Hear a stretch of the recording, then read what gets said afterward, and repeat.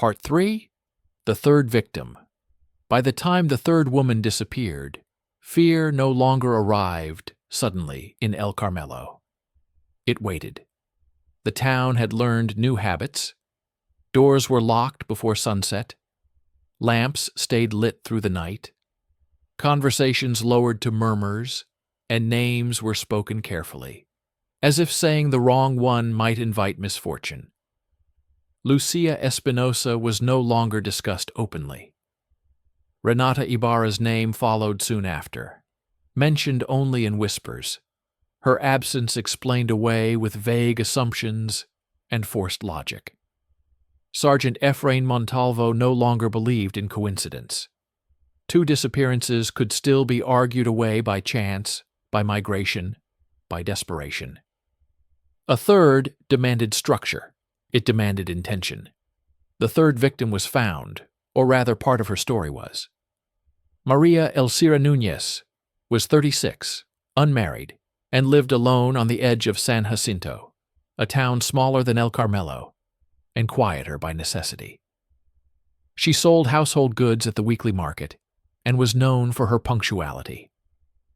When she failed to arrive one morning, neighbors noticed.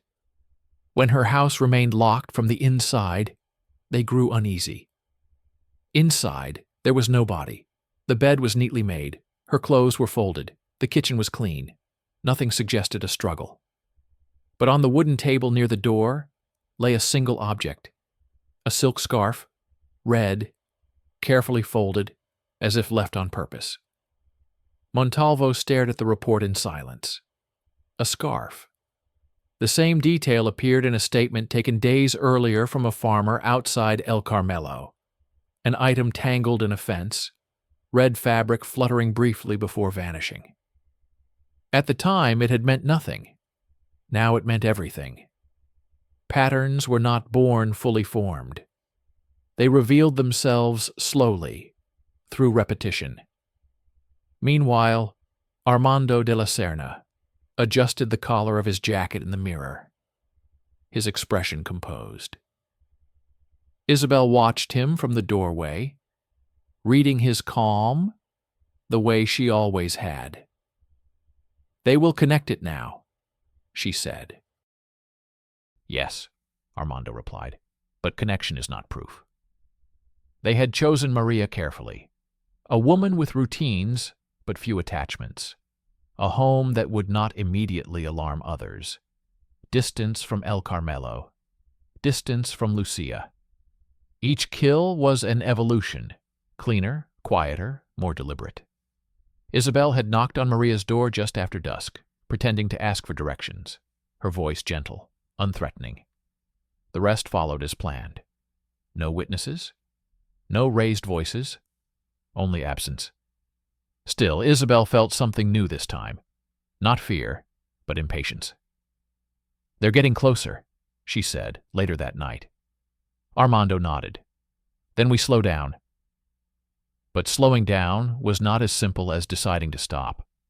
The ritual had embedded itself into their lives, structuring their days, sharpening their senses. Control had become necessary. Back at the station, Montalvo pinned a red thread between 3 photographs. Lucia, Renata, Maria, 3 towns, 3 women. One detail repeated. "This is no longer about who they were," he said to his superior. "It's about who wanted them gone." The investigation expanded quietly. Travel routes were mapped, markets monitored, tailors, vendors, and traveling couples were questioned. Not aggressively, but persistently.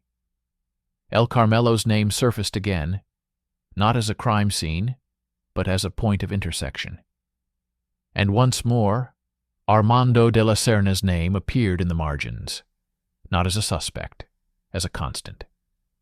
Montalvo returned to the tailor's shop unannounced. He observed the scissors, the folded fabrics, the calm precision of Armando's hands.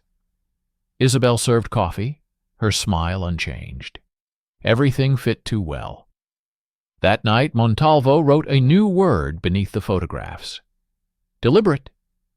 The town did not yet know it, but the third victim marked a turning point. The fear that had once scattered blindly now began to focus. And somewhere behind closed doors, Armando and Isabel felt it too. The subtle pressure of attention, the weight of eyes learning where to look. The hunt had not ended. It had begun.